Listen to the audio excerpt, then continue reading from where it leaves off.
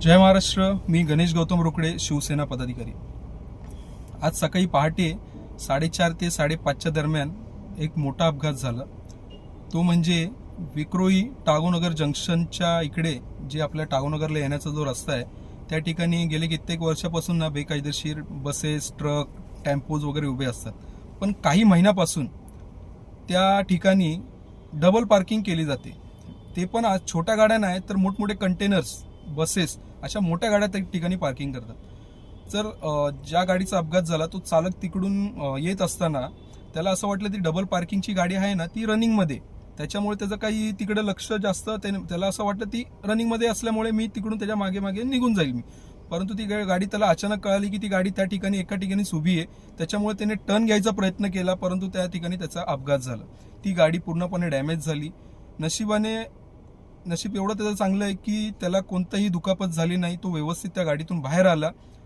सांगायचा उद्देश असा आहे की विक्रोळी पोलीस आणि ट्रॅफिक पोलिसांचा, म्हणजे एखाद्याचा जीव गेल्यानंतर तुम्ही कारवाई करणार का, हा मला प्रश्न तुम्हाला विचारायचा आहे. म्हणजे तुम्हाला काही पडलेलं नाही का? तुमची विक्रोळी पोलिसांची गाडी विक्रोळी विभागामध्ये 24 तास फिरत असेल, 24 तास. कधी कधी विक्रोळी पोलिसांची गाडी पण त्या ट्रॅफिकमध्ये अडकलेली जाते, परंतु हे लोक उतरून त्या गाड्यांवर, त्या ट्रॅफिकवर कारवाई करणार नाही. जे गॅरेज आहेत ते गॅरेजांचे बाईक्स सगळे रस्त्यावर येतात. अरे तुम्ही तुमचा धंदा करताय ना, तो तुमच्या त्या प्रिमाइसेसमध्ये घ्या. थोडा फुटपाथ पण समजू शकतो, चला फुटपाथवर तर समजू शकतो.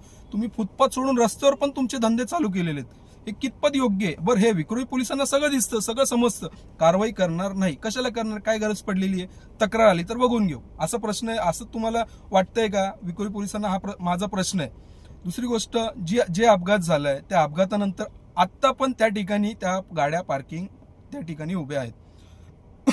सांगायचा उद्देश असा आहे की विक्रोळीकरांना माझा हात जोडून विनंती आहे की तुमच्या विभागात जर स्थानिक रहिवाशांच्या गाड्या सोडून इतर गाड्या लागत असतील, परत तुम्हाला सांगतोय, स्थानिक रहिवाशांच्या गाड्या सोडून इतर गाड्या तुमच्या विभागात लागत असेल, परिसरात लागत असेल, तर त्यांचे फोटो काढून तुम्ही मला पाठवत जावा.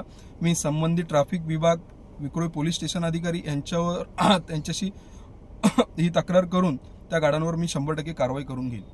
सांगायचा उद्देश असा आहे की तुम्हाला या गोष्टी, मला विक्रोळीकरांना मला सांगायची गरज नाहीये. थोडं जरा विरोध करायला चालू करा. तुम्हाला वाटतं या गोष्टी चुकीच्या आहेत, त्याचे पुरावे मला द्या. त्या बेकायदेशीर दुसऱ्यांच्या गाड्या जर तुमच्या विभागात जर पार्किंग होत असेल त्याचे फोटोज मला पाठवा. मी संबंधित ट्रॅफिक विभागाला त्याच्यावर कारवाई करण्याकरिता नक्की तक्रार करेल. पण हे कधी, जेव्हा तुम्ही मला त्या गोष्टीचे पुरावे मला देत असाल तेव्हा. नक्कीच मला यापुढे तुम्ही त्याचे पुरावे मला पाठवत जाल, ही मी तुमच्याकडे अपेक्षा बाळगतो. जय हिंद, जय महाराष्ट्र.